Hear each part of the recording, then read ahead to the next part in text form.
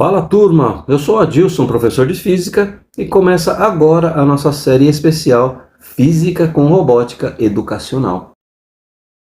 Mas, antes de tudo, meu agradecimento ao tio Rafa, criador do Odir, esse carrinho incrível, e a Mamute Eletrônica, que nos dá todo o suporte necessário para o desenvolvimento desses projetos. Valeu demais pela parceria.